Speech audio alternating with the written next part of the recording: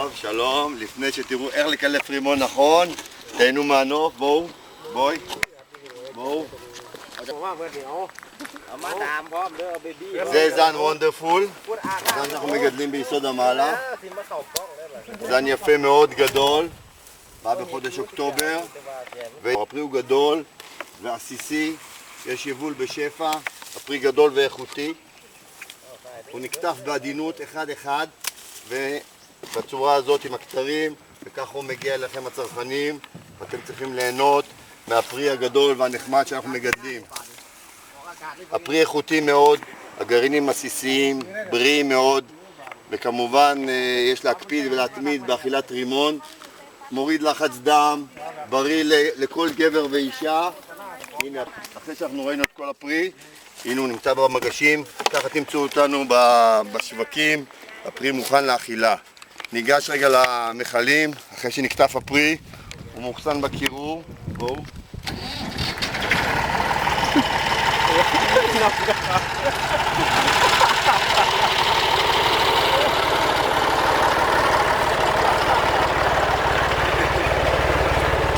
מוכסן בקירור במכלי דולב, וכך הוא נכנס לקירור. טוב, בואו ניגש לקילוף.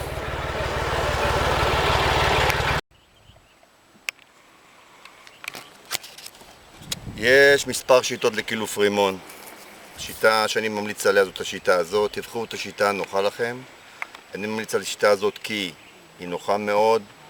הרימונים כמעט, הגרעינים כמעט לא נפצעים, אין הרבה פחת.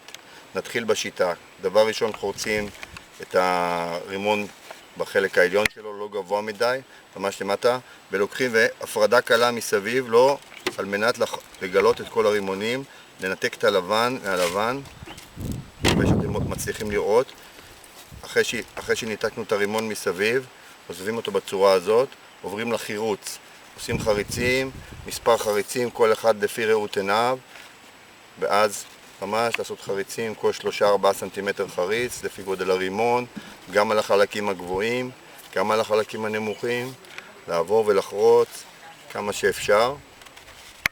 ולמעשה, לאחר שסיימנו לחרוץ את כל הרימון מסביב, נשאר בחלק התחתון שלו. מה שאני עושה בחלק התחתון, אני רוצה להוריד את החלק המרובע הזה, שהרימון יעמוד על בסיס טוב. לוקח עם הסכין, כמובן לפני שנחזור רגע לציוד הנבחר לקילוף הרימון, יש לבחור סכין שהוא קשיח והוא לא גמיש, אלא קשיח בצורה טובה, צלחת נוחה ומגש שכל הרימונים יפלו מסביב, הגרעינים שלא הצלחנו לתפוס אותם.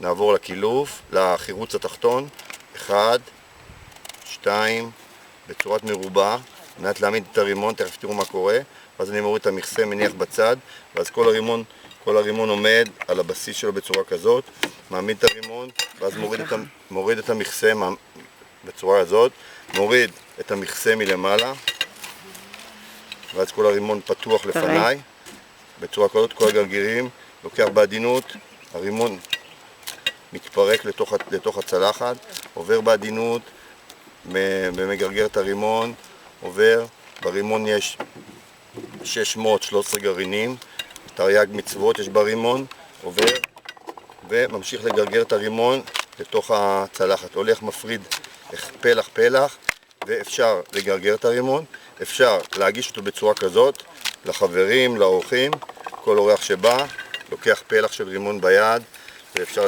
ליהנות, או לאכול בצורת פלחים, או לאכול בצורת גרגירים.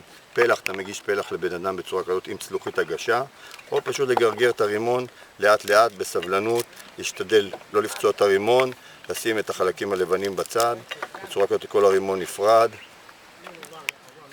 כמעט ואין פחת, כל הרימונים נמצאים, בגמר העבודה, את כל העודף, את כל הלבנים נשים בצד, ויש לך אפשרות להגיש, הרימון די שלם, יפה מאוד, אפשר לסיים בצורה כזאת, טעים, לבריאות, תהנו מפירות יסוד המעלה, לבריאות ויום טוב.